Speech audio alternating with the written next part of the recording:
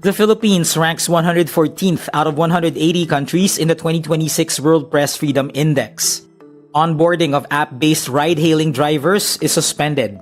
The Environment Department partially lifts its cease and desist order against the operator of the BINI landfill in Cebu City.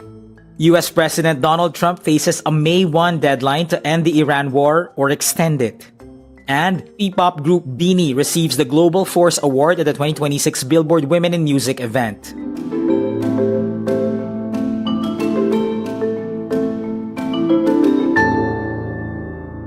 The Philippines ranks 114th out of 180 countries in the 2026 World Press Freedom Index.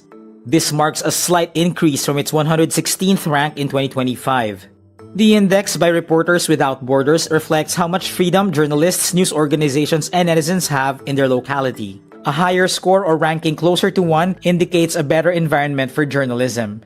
The index's page for the Philippines notes, despite its extremely dynamic media landscape, the Philippines is one of the most dangerous countries in the world for journalists. Despite a change in administration from Rodrigo Duterte to President Ferdinand Marcos Jr., red tagging in the country continues. Meantime, a UN study reveals nearly half of women journalists and media workers report self-censorship because of online violence. The study says 45% of this group reported this in 2025, in contrast to 30% in 2020, a 50% increase. This includes violence related to AI deepfakes and attacks online. The report reveals abuse against women in media is designed to silence them while weakening their credibility and reputations. The Transportation Department suspends the onboarding of app-based ride-hailing drivers Thursday, April 30. It found some platform companies exceeded the allowed number of drivers. Transportation Secretary Banoy Lopez also prohibits on-the-spot and same-day driver onboarding activities without prior approval from the Land Transportation Franchising and Regulatory Board. The department is already looking into possible penalties and fines for companies found to have violated the prescribed limits on onboarding transportation network vehicle service and motorcycle taxi drivers.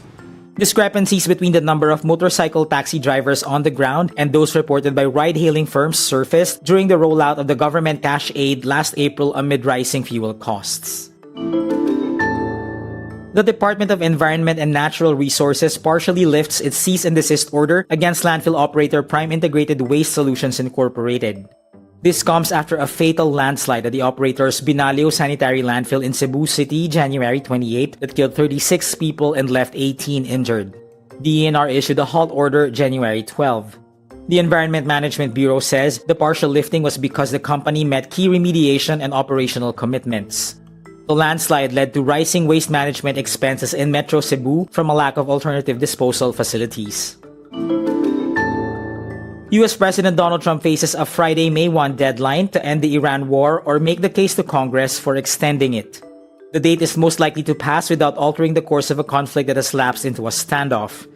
Analysts say Trump is expected to set a 30-day extension or disregard the deadline altogether. Meantime, Iran vowed Thursday, April 30 to respond with, quote, long and painful strikes on US positions if Washington renewed attacks. Efforts to resolve the war remain futile as Iran affirms its grip on the Strait of Hormuz, blocking 20% of global oil and gas supplies, while the US continues its blockade of Iran's ports. P-pop group BINI makes history once again as it receives the Global Force Award at the 2026 Billboard Women in Music event. This comes after its performance at the 2026 Coachella Music Festival. The group's lead vocalist, Colette, says they are honored to represent Filipino music and artists. This is not just a milestone for us, but also a responsibility we carry with so much pride. The all-female group's leader, Joanna, says they aspire to be an inspiration to young Filipinas. We hope that we also inspire young girls watching this and they realize that their dreams are also valid no matter where they come from. Other winners of the night include Mexican artist Thalia and the trio EJ, Audrey Nuna, and Rayami, the singers behind the fictional girl group Huntrix from K-pop Demon Hunters.